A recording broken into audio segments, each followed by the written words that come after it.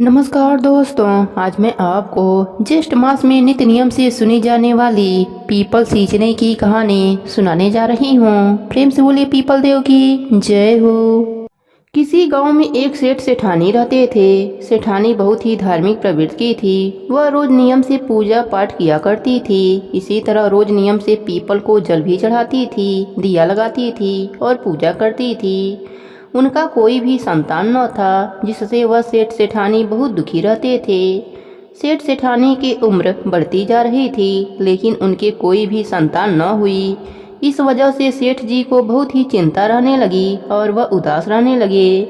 जब सेठानी ने सेठ जी को उदास देखा तो उन्होंने एक उपाय सोचा। सेठानी ने एक दाई को बुलाया और दाई से कहा कि तुम सेठ जी से कह देना कि मैं माँ बनने वाली हूँ। वह यह बात सबको बता दें। जब 6 महीने पूरे हो गए तो उसने गोद भराई का कार्यक्रम रखा और पूरे गांव को बुलाया।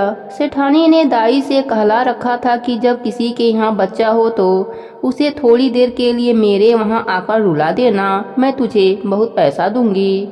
तो दाई यह सब मान जाती है। जब 9वां महीना पूरा होता है तो एक दिन दाई ने किसी के यहाँ से बच्चा लाकर, जो अभी हुआ था, सेठ जी के यहाँ रुला दिया और सबको उसकी आवाज़ सुना दी। उसके बाद पूरे गांव में यह कह दिया कि सेठानी का बेटा हुआ है। अब बच्चे के जन्म की 1.25 महीने होते ही सेठानी ने जलवा चूड़े का कार्यक्रम रखवाया और उसने बच्चे के स्थान पर कटार को रखा। जब सबने पूछा तो कहा कि कुंवर सा को नजर लग जाएगी, इसलिए वह अभी बाहर नहीं निकालेगी। वह किसी को भी अपना बच्चा नहीं दिखाएगी।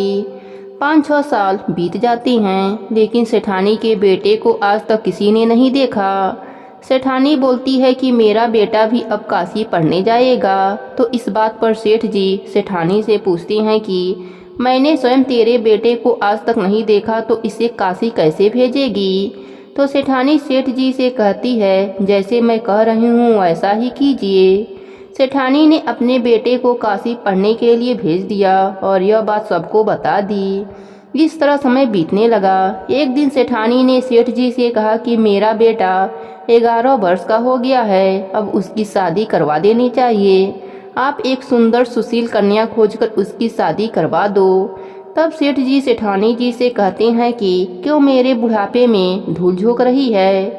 जिस बेटे को मैंने भी आज तक नहीं देखा तो उसकी शादी कैसे करवाऊंगा। तब सेठानी कहती है, आप तो कन्या ढूंढो, मेरा बेटा भी आ जाएगा। तब सेठ जी कन्या ढूंढने निकल जाते हैं। वह चलते चलते एक गांव में पहुंचते हैं। वहां कुछ लड़कियां खेल रही थीं। शाम होने वाली थी तो सब लड़कियां अपने अपने घर जाने लगी। एक लड़की जो सेठ जी को सुशील व समझदार लगी, सेठ जी उसके पीछे पीछे चल दिए और उसके घर पहुंचकर उसके पिताजी से शादी की बात करी और सेठ जी ने अपने बेटे की शादी तय कर दी। जब शादी की रस्में शुरू हुई, सगाई में भी सेठानी बहाना बना देती है कि अभी उनका बेटा काशी से नहीं आ पाया है, इसलिए वह कटार के साथ सगाई की रस्म करा दी जाती है। इसी तरह सेठानी शादी में भी कटार के साथ ही फेरे करवा देती है। अब नई बहू ससुराल में आ जाती है। एक दिन सेठानी की पड़ोसन उसको ताना मारती है, खंडिया की बहू। तब बहू पड़ोसन से पूछती है कि आपने ऐसा क्यों कहा। तब पड़ोसन कहती है कि तूने आज तक अपने पति को देखा है। तब बहू मना कर देती है। तब पड़ोसन बहू को सारी बात बताती है। बहू सास के पास आती है और अपने सास से पूछती है कि मेरे पति कहाँ हैं, वह कब आएंगे। सास पड़ोसन से बात करना मना कर देती है। अब सास दिन में मंदिर भजन कीर्तन में जाती तो बहू का मन लगा रहे, इसलिए उसको 7 कोठों की चाबी दे जाती है, जिससे कि वह पड़ोसन के पास न जाए और कोई पड़ोसी उसे कुछ न बता दे। बहू ने उन कमरों को खोला। पहले कमरे में खूब सुंदर सुंदर कपड़े ही कपड़े। बहू उनको पहन पहन कर देखती और खूब खुश होती। इस तरह दूसरे कमरे में खूब सारे गहने थे। बहू रोज रोज नए नए गहने पहनती और गहने पहनकर इधर उधर झूमती। बहू बहुत खुश थी। इसी तरह तीसरे कमरे में खूब मिठाइयाँ, अगले कमरे में अनाज हीरे मोती थे। अब एक दिन बहू इन सब से बोर हो गई तो उसने 7वें कमरे का ताला खोला तो वहाँ एक पीपल का पेड़ और मंदिर था। बहू उसी कमरे में बैठ गई तो थोड़ी देर बाद ही पेड़ में से एक 18 वर्ष का लड़का निकला। बहू ने उससे पूछा कि आप कौन हैं? तो वह बोला, मैं तुम्हारा पति हूँ। बहू बोली, आप तो काशी पढ़ने गए थे, आप यहाँ कैसे आ गए और कब आए हैं? तो लड़का बोला, बस अभी आया हूँ, पर तुम माँ को मत बताना। बहू अपने पति को आज तक नहीं देखा था, इसलिए वह उसको अपना पति मानकर उसके साथ चौपड़वासी खेलने लगी। अब तो बहू रोज सासू माँ के मंदिर जाते ही 7वें कमरे में पहुँच जाती और रोज वह लड़का और बहू खूब खेलते मस्ती करते। थोड़े दिन बाद बहू पेट से हो गई। अब सेठ जी सेठानी जी पर खूब चिल्लाए कि मेरा तो बुढ़ापा खराब हो गया, अब मैं लोगों को कैसे मुंह दिखाऊंगा। तब सेठानी ने धीरे से वह प्यार से बहू से पूछा, यह किसका बच्चा है? तो बहू ने बताया कि यह आपके बेटे का है, वह काशी से आ गए हैं और 7वें कमरे में छिपकर रहते हैं। आपके मंदिर जाने के बाद मैं रोज वहां जाती हूं और हम दोनों वहां पर चौपड़ पासी खेलते हैं, बातचीत करते हैं और साथ में समय बिताते हैं। तो सास बोली, बहू तूने तो मुझे कुछ बताया ही नहीं। तो बहू ने कहा, आपके बेटे ही मना किए थे कि माँ को कुछ मत बताना। सास ने कहा, तुम कहना, अब आपको आना पड़ेगा मेरे 7वें की चूड़ी पहनाने के कार्यक्रम में। बहू ने अगले दिन उस लड़के से यह बात बताई तो लड़के ने उससे कहा कि माँ से कह देना कि मैं जरूर आऊँगा। अब सास बहू दोनों निश्चिंत हो गए। 7वें की चूड़ी पहनाने के कार्यक्रम में जब सारा गांव आया तो बहू को बैठाया गया और उसके बाद थोड़ी देर में ही एक 18 वर्ष का खूब गोरा व सुंदर लड़का बहू के बाजू में आकर बैठ गया। वहां आए सभी मेहमान और गांव के लोग चौंक गए कि यह लड़का कितना सुंदर है। कई औरतें तो बोल रही थीं कि इसी कारण सेठानी इसे किसी के सामने नहीं लाती थी और किसी को नहीं दिखाती थी। अब कार्यक्रम के बाद लड़का पुनः जाने लगा तो बहू बोली कि अब आप कहाँ जा रही हैं? तब उस लड़के ने कहा, अब मुझे जाना पड़ेगा। जैसे ही वह जाने लगा तो बहू और सास भी उसके पीछे पीछे चल पड़े। वह जैसे ही पीपल के पास पहुंचा तभी पीपल के देव प्रकट हुए और सेठानी से बोले, तुम्हारे पूजा से मैं प्रसन्न हूँ, इसलिए तुम्हें पुत्र वरदान में दे रहा हूँ। सेठानी यह सुनकर पीपल देव की जयकारा लगाने लगी। अब सेठ सेठानी अपने बहू और पुत्र के साथ हंसी खुशी से रहने लगे। हे पीपल के देव, जैसे आपने सेठानी की सुनी गोद भरा, वैसे ही अपने सभी भक्तों पर अपनी कृपा बनाए रखना। कहानी अधूरी हो तो पूरी करना, पूरी हो तो मान रखना। प्रेम से बोले पीपल देव की जय हो। अब सुनती हैं पीपल वाले ब्रह्म देवता की कहानी। एक समय पहले की बात है, गौरी नाम का एक गांव था। उस गांव में एक ब्राह्मण परिवार रहता था। वह लोग बहुत ही धार्मिक प्रवृत्ति के थे। वह बहुत ही नियम धर्म से रहते थे। उनका नाम सुमंत था। उनकी 2 बेटियां और एक बेटा था। कुछ समय के बाद वह अपने बेटियों का विवाह अच्छे घराने में संपन्न कर दिया था और उनका लड़का था जिसका नाम कुंवर था। कुंवर अब 13 साल की उम्र का हो गया था।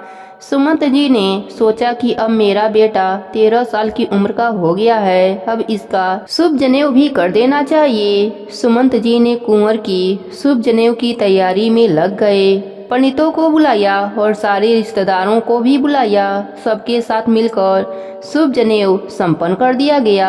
अब कुंवर जी को बहुत ही नियम धर्म से रहने की हिदायत दी गई थी। कुंवर जी बताए गए पंडितों के द्वारा नियम धर्म का पालन करते, सुबह उठकर पूजा पाठ करते, माता पिता का पैर छूते, फिर अपने शिक्षा के लिए गुरुकुल जाते। शाम को आने के बाद अपने उम्र के बच्चों के साथ भी खेलते। धीरे धीरे समय बीत रहा था। एक दिन कुंवर जी जब अपने गुरुकुल से वापस लौट रहे थे तभी रास्ते में उनके दोस्त मिले और बताया कि पड़ोस के गांव में आज वेश्याओं का सुंदर नृत्य होगा। कुंवर जी आप चलिए, बहुत ही आनंद आएगा। हम लोग दूर से ही उनका नृत्य का आनंद ले लिया जाएगा। कुंवर जी आप चलिए, सच में बहुत अच्छा लगेगा। कुंवर जी उन बच्चों के बातों में आ गए और घर जाकर अपने माताजी से बोले कि माँ, आज पड़ोस के गांव में रात में वेश्याओं का नृत्य होगा। माँ, मुझे पिताजी से बोलकर जाने की इजाज़त दिलवा दो। कुंवर जी की माँ इतना सुनकर गुस्से से बोली, बेटा, अपने धर्म में वेश्याओं का नृत्य देखना बहुत ही पाप माना जाता है। और आपको वहाँ जाने की इजाज़त नहीं मिलेगी। हम लोगों के धर्म में कभी पूर्वजों ने भी ऐसा नहीं किया है। अब कुंवर जी निराश होकर घर से बाहर निकले और उन्हें बच्चों के पास पहुँचे और कहने लगे कि माँ ने जाने से मना कर दिया है। तब बच्चे कहने लगे, कुंवर जी अब आपके माता पिता सो जाएं, तब आप घर से निकलिएगा और सुबह जल्दी आ जाइएगा, तब उनको कुछ भी पता नहीं चलेगा। कुंवर जी मान गए। रात के 9 बज गए थे। बच्चे गांव के बाहर कुंवर जी का इंतजार कर रहे थे। कुछ ही देर में कुंवर जी भी बाहर आ गए। सब बच्चों के साथ में मिलकर पड़ोस गांव में जाकर बैस्याओं का नृत्य हो रहा था। वहां कुंवर जी बच्चों के साथ पहुंच गए। वहां रात भर कुंवर जी और बच्चों ने बेस्याओं का नृत्य देखा और यहाँ घर पर जब सुबह हुई तो सुमंत जी कुंवर जी को आवाज लगाते हैं। 1-2 आवाज लगाने पर जब कुंवर जी बाहर नहीं आए तो सुमंत जी ने अंदर जाकर देखा, कुंवर जी बिस्तर पर नहीं थे। अब सुमंत जी अपनी पत्नी सुनैना देवी से पूछते हैं कि कुंवर जी कहाँ हैं। सुनैना देवी बोलती हैं, मुझे तो बताकर नहीं गए हैं। हाँ, शायद कल कुछ बच्चों के बहकावे में आकर पड़ोस के गांव में बैस्याओं के नृत्य देखने जाने की बात कर रहे थे। तो सुमंत जी मारे गुस्से से बोले, क्या आपने उनको नियम धर्म नहीं बतलाया? सुनैना देवी कहती हैं, हाँ हमने सब बताया था और कुंवर जी मान भी गए थे, फिर भी शायद बच्चों के बहकावे में चले गए होंगे। इतना सुनकर सुमंत जी और गुस्से में हो गए और दरवाजे पर बैठकर कुंवर जी का इंतजार करने लगे। थोड़ी देर बाद कुंवर जी दरवाजे पर आ गए। कुंवर जी को देखकर सुमंत जी अपने घर के अंदर से रखे तलवार को बाहर लेकर आए और बिना कुछ कहे ही तलवार से कुंवर के गले पर प्रहार कर दिया। कुछ ही क्षणों के बाद उसका प्राण निकल गया। यह देखकर सुनैना देवी मूर्छित होकर पृथ्वी पर गिर पड़ी। कुछ देर के बाद सारे गांव वाले वहां इकट्ठे हो गए। कुंवर जी का अंतिम संस्कार उनके बाग में पीपल के पेड़ के नीचे कर दिया गया। धीरे धीरे कुछ समय बीत जाने के बाद एक दिन सुमंत जी के सपने में कुंवर जी आते हैं और कहने लगे, पिताजी मैं एकदम निर्दोष था। आपके और पंडितों के द्वारा बताए गए नियम धर्म को हमेशा पालन किया था। मैं पूरी तरह बाल ब्रह्मचारी हूँ। आपने बिना कुछ सुने ही मुझ पर प्रहार कर दिया था। तब तक सुमन की नींद खुल गई और वह पसीने पसीने हो गए। उन्हें बहुत ही ज्यादा पश्चाताप हो रहा था। किसी तरह सुबह हुआ। सुमंत जी ने जाकर ब्राह्मणों को बुलवाया और अपने सपने की सारी बात बताई। ब्राह्मणों ने कुंवर जी के आत्मा को बुलाने के लिए खप्पर देने लगे। कुछ ही घंटों के बाद कुंवर जी प्रकट हुए। उनके चेहरे पर अत्यंत तेज चमक रहा था। हाथों में कमंडल लिए हुए थे। साक्षात देव स्वरूप लग रहे थे। सारे ब्राह्मणों ने उन्हें दंडवत प्रणाम किया और कहा, प्रभु आप यहीं पर निवास कीजिए। आप इस नगर और नगर वासियों की रक्षा कीजिए। कुंवर जी ने कहा, ऐसा ही होगा। आज से ही मैं इस पीपल के वृक्ष पर वास करूंगा और समस्त लोगों का कल्याण करूंगा। अब कुंवर जी ब्रह्मदेव का स्वरूप ले चुके थे और आज तक उसी पेड़ पर निवास करते हैं और सभी नगरवासियों की रक्षा करते हैं।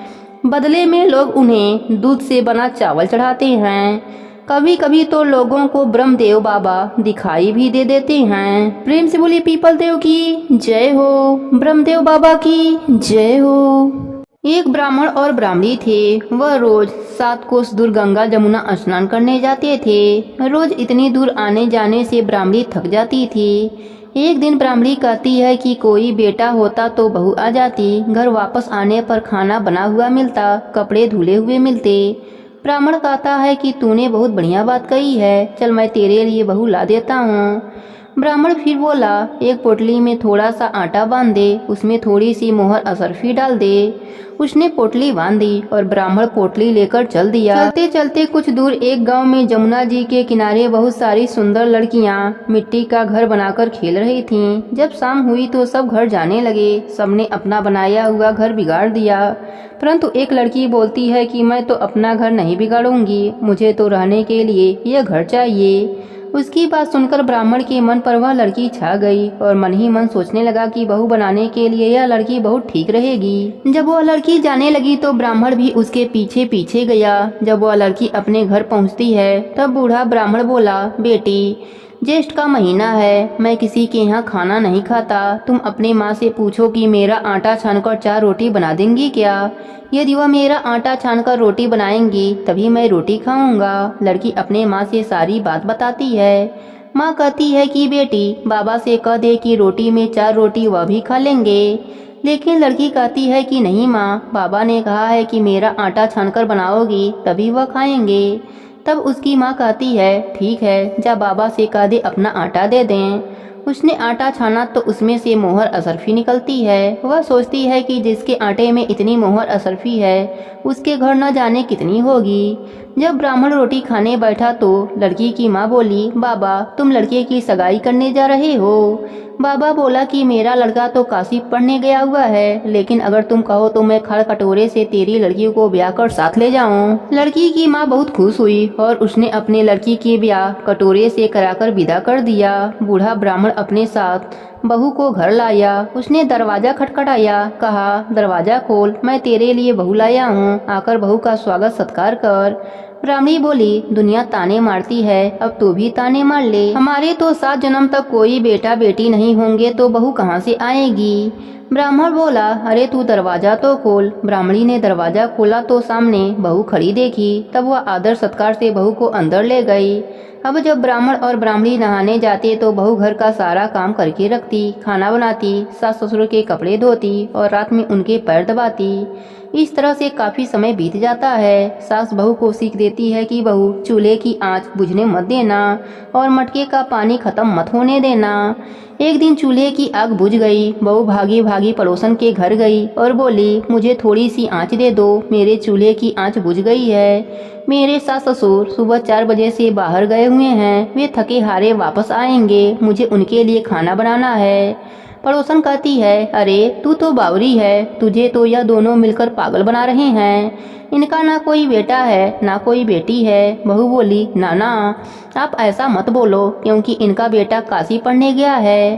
पड़ोसन फिर बोली, अरे तुझे तो यह झूठ बोलकर लाए हैं, इनका कोई बेटा बेटी नहीं है। अब बहू पड़ोसन की बातों में आ गई और कहने लगी कि अब आप ही बताओ मैं क्या करूं। पड़ोसन कहने लगी, करना क्या है, जब सास ससुर आवे तब जली रोटी बना देना, अलनी पलनी दाल दे देना, खीर की कलछी दाल में और दाल की कलछी खीर में डाल देना। बहू पड़ोसन की सारी सीख लेकर अपने घर आ गई। जैसा पड़ोसन ने बताया था वैसा ही उसने किया।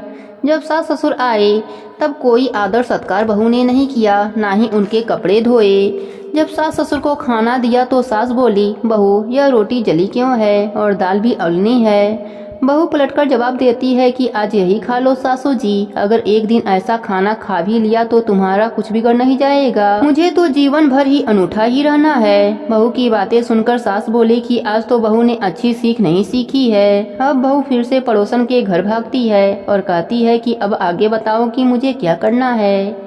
पड़ोसन बोले कि अब तुम 7 कोठों की चाबी मांग लेना। अगले दिन जब सास जाने लगी तो बहू अड़ गई कि मुझे तो 7 कोठों की चाबी चाहिए। तो ससुर कहने लगा कि दे दो इसे चाबी, आज नहीं तो कल चाबी इसे ही देनी है, हम आज हैं कल नहीं, इसलिए चाबी दे दो। सास ससुर के जाने के बाद बहू ने कोठे खोलकर देखा तो किसी में अन्न भरा है, किसी में धन भरा है, किसी में बर्तन भरे हैं, सभी में अटूट भंडार भरे पड़े हैं। जब बहू ने 7वां कोठा खोला तो उसमें महादेव जी, पार्वती जी, गणेश जी, लक्ष्मी जी, पीपर पथवारी, ठाकुर जी, राई दामोदर, तुलसा जी का बिगड़ा, गंगा जमुना बह रही हैं। वहीं एक लड़का चंदन की चौकी पर बैठा माला जप रहा है। सब देख बहू लड़के से कहती है, तू कौन है। लड़का कहता है कि मैं तेरा पति हूँ, दरवाजा बंद कर दे, जब मेरे माँ बाप आएंगे तब खोलना।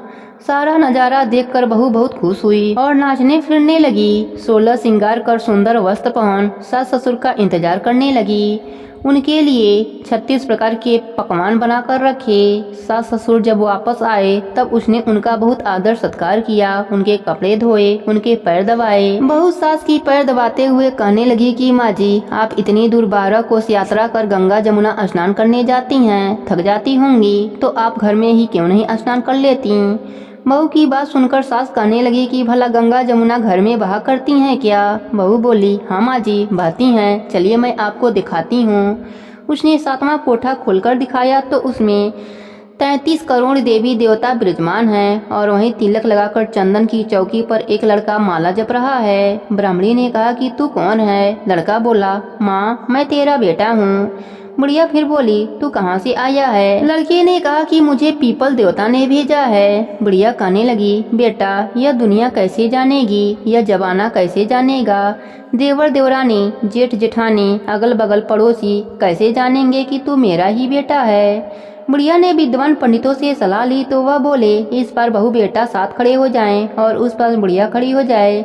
बुढ़िया ने चमड़ा का ब्लाउज पहनी हो, छाती में से दूध की धार निकले, बेटे की दाढ़ी मूछ भी गए, पौन पानी से गठजोड़ बने तो जाने कि यह बुढ़िया का ही बेटा है। उसने ऐसा ही किया। चाम की अंगियां फट गई, छाती में से दूध की धार निकली, बेटे की दाढ़ी मूछ भीग गई, पौन पानी से बहू बेटे का गठजोड़ बन गया। ब्राह्मण और ब्राह्मणी की खुशी का पार न रहा। वे बहुत खुश हुए, अपने बहू बेटे के साथ रहने लगे। हे पीपल देव, जैसे आपने ब्राह्मण और ब्राह्मणी को पुत्र सुख दिया, वैसे ही अपने सभी भक्तों पर अपनी कृपा बनाए रखना। प्रेम से बोले पीपल देव की जय हो, ज्येष्ठ मास की जय हो, विष्णु भगवान की जय हो। एक समय की बात है, एक गांव में एक चिड़िया रहती थी। उसके 2 छोटे छोटे बच्चे थे। वह चिड़िया अपने बच्चों को दाना लाकर खिलाती थी। ज्येष्ठ मास का महीना आया। खेतों के सारे फसल किसान काटकर अपने घर में रख लिए। चिड़िया के बच्चे भूख के कारण रोने लगे। चिड़िया ने कहा, बच्चों यहाँ आसपास कहीं भी कोई फसल नहीं है कि मैं तुम लोगों के लिए दाना ला सकूं। मैं जंगल के तरफ जाती हूँ, शायद वहाँ पर दाना मिल जाए। बच्चे अपने माँ को दूर नहीं भेजना चाहते थे, पर भूख के कारण उन्होंने कहा, ठीक है माँ, पर तुम जल्दी आ जाना। चिड़िया जंगल की ओर उड़ चली। भूखा होने के कारण चिड़िया थक गई, एक पेड़ पर सो गई। तभी एक बहेलिया वहाँ आ गया और चिड़िया को पकड़कर पिंजड़ा में बंद कर लिया। चिड़िया रोने लगी, अपने बच्चों का दुख भी बताया, पर बहेलिया क्रूर स्वभाव का था। उसने उस चिड़िया को नहीं छोड़ा। बहेलिया घर जाकर अपने पत्नी को पिंजड़ा देते हुए कहा कि कल बाजार में बेचूंगा, अभी इस पिंजड़े को टांग दो। बहेलिया की पत्नी उस पिंजड़े को टांग दिया। चिड़िया ने बहेलिया की पत्नी से कहा, मुझे छोड़ दो, मेरे 2 छोटे छोटे बच्चे भूख के कारण मर जाएंगे। बहेलिया की पत्नी ने कहा, मैं तुम्हें नहीं छोड़ सकती, मैं पतिव्रता स्त्री हूँ, अपने पति के आज्ञा को मानती हूँ, मैं उनको धोखा नहीं दे सकती। इतना कहकर वह पिंजड़े को टांग कर चली गई। थोड़ी देर बाद आई तो देखती है कि चिड़िया गणेश जी का जप कर रही है। बहेलिया की पत्नी पिंजड़े के पास आई और बोली, हे चिड़िया, तुम क्या कर रही हो?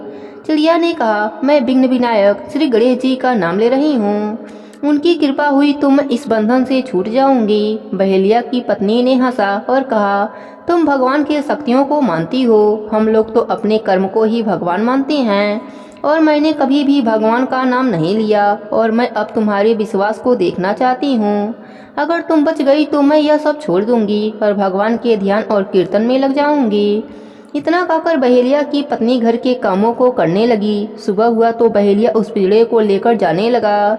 तब बहेलिया की पत्नी ने सारी बात बताई और उसके साथ चलने के लिए कहा। बहेलिया मान गया। दोनों जन बाजार गए और चिड़िया को उचित दाम पर एक कसाई के दुकान पर बेच दिया। वह चिड़िया कसाई के पास आ गई। वह नाचने लगी। तब बड़ी आश्चर्य से बहेलिया की पत्नी ने कहा, तुम तो कह रही थी कि तुम्हारे विघ्नहर्ता तुम्हें बचा लेंगे, और जब तुम मरने वाली हो तो तुम झूम रही हो। तब चिड़िया ने कहा कि मुझे ऐसा लगा कि विघ्नहर्ता गणेश भगवान जी ने मेरे बच्चों को सुरक्षा प्रदान कर दिया है, इसलिए मुझे बचाने नहीं आए। मेरे बच्चे अब सुरक्षित हैं, इसी कारण मैं खुशी से झूम रही हूँ। तभी उस दुकान पर एक औरत आई और उसने कहा, ये कसाई वाले भैया, आप इस चिड़िया को मुझे दे दो, मैं बदले में आपको मुंह मांगी कीमत दूंगी। फिर कसाई खुश होकर चिड़िया को उस औरत को बेच दिया। तब कसाई की पत्नी ने कहा, बहन तुम इस चिड़िया का क्या करोगी? तब वह औरत ने कहा कि आज सुबह एक बाबा मिले, उन्होंने कहा कि फला दुकान पर तुम्हें एक चिड़िया मिलेगी, अगर तुम उस चिड़िया को लाकर उसका जूठा पानी अपने बच्चे को पिलाओगी तो तुम्हारा गूंगा बेटा बोलने लगेगा। फिर वह औरत चिड़िया से पानी जूठा करवाया और अपने बच्चे को पिलवाया। उसका लड़का बोलने लगा। यह सब देखकर बहेलिया और उसकी पत्नी और कसाई वाला आश्चर्य से चकित रह गए। और सबके मन में भगवान के प्रति आस्था जाग गई। बहेलिया चिड़िया पकड़ना छोड़ दिया और कसाई मांस बेचना छोड़ दिया। अब दोनों भगवान के भजन कीर्तन और पूजा पाठ में लग गए। विघ्न विनायक श्री गणेश जी ने एक छोटी सी जीव के रक्षा के लिए खुद चलकर आ गए। बहेलिया, उसकी पत्नी और उस कसाई के मन में भी आस्था जगा दिए। इस प्रकार जो भी व्यक्ति हृदय से श्री गणेश जी का पूजा पाठ कथा कहानी सुनता है, उसके जीवन के सभी दुख दर्द सब समाप्त हो जाता है। प्रेम से बोले गणेश भगवान की जय हो।